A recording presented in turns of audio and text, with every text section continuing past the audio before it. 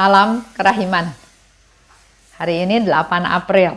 Kita akan baca dari satu nomor saja, yaitu nomor 420. Kita mulai ya.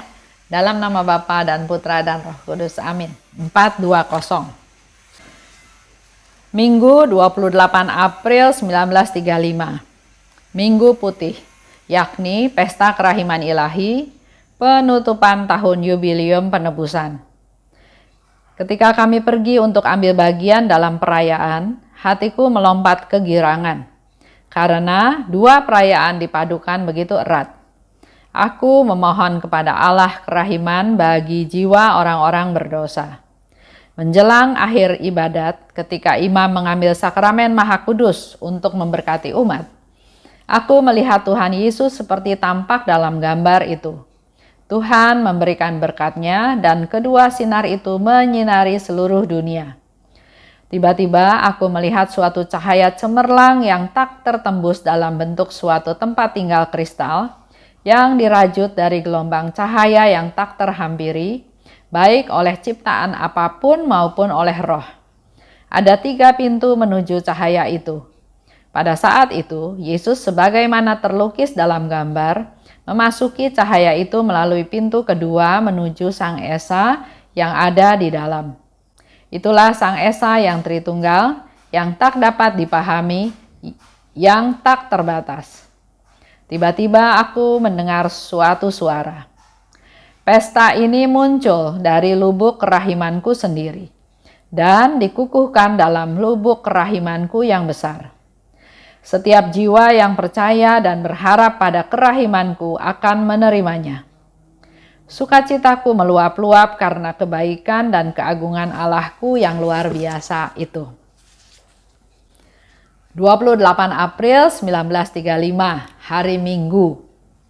Di sana disebutkan Pesta Kerahiman Ilahi dan juga sekaligus penutupan Yubileum Penebusan. Dan Suster Faustina sangat sukacita karena ada 2 peristiwa besar yang terjadi pada hari tersebut. Dalam perayaan tersebut, aku mohon kerahiman bagi jiwa orang berdosa. Lihat ya, Suster Faustina tidak fokus pada dirinya tapi untuk orang lain. Dan orang lainnya bukan hanya orang-orang sekitar dia, tapi untuk orang berdosa. Karena memang hanya orang-orang yang berdosa yang sangat membutuhkan kerahiman Tuhan. Melalui Pesta Kerahiman Ilahi, melalui tahun Yubileum Penebusan. Dan pada akhir ibadat tersebut, imam mengambil sakramen Maha Kudus untuk memberkati umat ya. Jadi dia angkat untuk memberkati umat. Nah, di sana Suster Faustina melihat Tuhan Yesus seperti tampak dalam gambar itu, yaitu gambar kerahiman ilahi. Gambaran yang sama seperti yang dia lihat pertama kali di Vilnius. Tuhan memberikan berkat-Nya dan kedua sinar menyinari seluruh dunia. Artinya Tuhan punya kerinduan, punya satu konfirmasi juga kepada kita semua bahwa kerahimannya itu akan memancar sampai ke seluruh dunia. Jadi nggak ada satu orang pun yang tidak punya kesempatan untuk mengalami kerahiman Tuhan. Kerahiman Tuhan mau bagikan kepada semua orang yang ada di dunia ini. Itulah yang menjadi tugas kita sekarang. Mewartakan, memaklumkan, memberitakan, memuliakan kerahimannya Tuhan. Nah, masih dalam perayaan tersebut tiba-tiba Suster Faustina katakan, aku melihat suatu cahaya cemerlang. Cahaya yang tidak tertembus, seperti suatu tempat tinggal kristal yang dirajut oleh gelombang cahaya, yang tidak terhampiri oleh ciptaan maupun oleh roh. Jadi cahaya cemerlang itu tidak tertembus dan nggak bisa dihampiri oleh siapapun.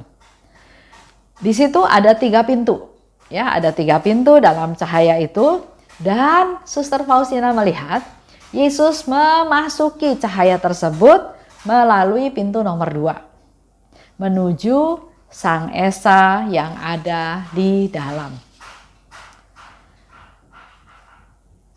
masih dalam perayaan tersebut, Suster Faustina alami lagi, tiba-tiba dia dengar suara. Dia dengar suara Yesus katakan, pesta ini muncul dari lubuk kerahimanku sendiri. Memang hari itu adalah hari pesta kerahiman. Memang belum diresmikan. Vatikan baru meresmikan.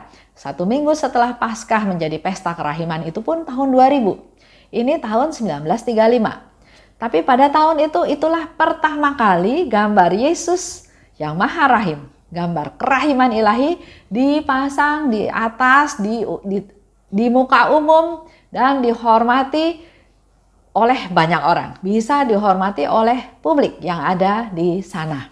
Di Vilnius kejadiannya, di negara Lituania, tepatnya di gerbang Ostra Brama. Kalau Bapak Ibu punya kesempatan, nanti sudah lewat masa pandemi, pergi ke sana. Bagus sekali tempatnya, Vilnius ya, Vilnius, bagus. Dulu Vilnius itu masih bagian daripada Polandia.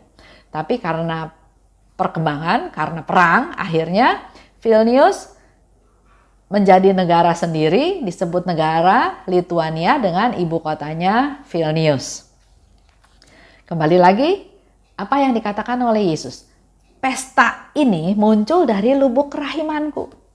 Jadi pesta ini betul-betul pestanya Tuhan Yesus. Seperti yang Yesus sebutkan dalam diary yang lain.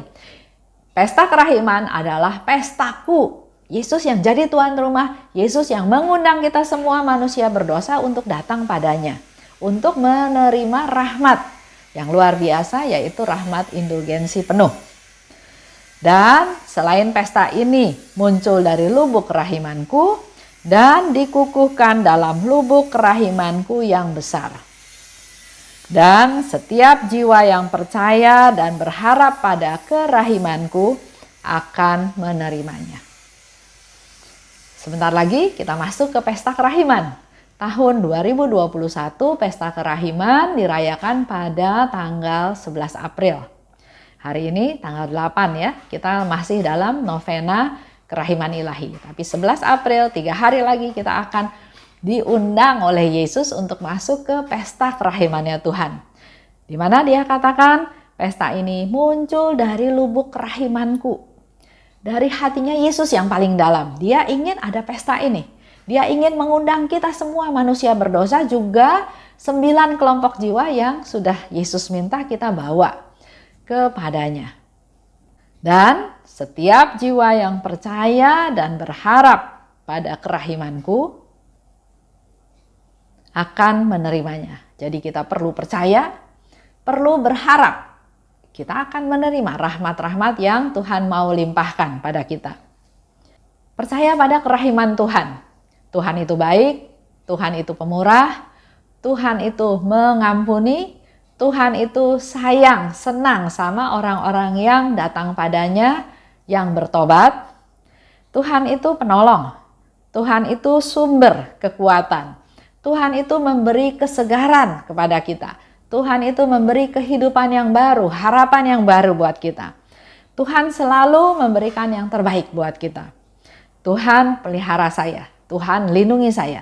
Itulah semua tentang kerahimannya Tuhan. Percaya dan berharap padanya, maka kita akan menerima rahmat yang luar biasa dari Tuhan. Itu aja untuk hari ini. Amin. Dalam nama Bapa dan Putra dan Roh Kudus. Amin. Salam kerahiman.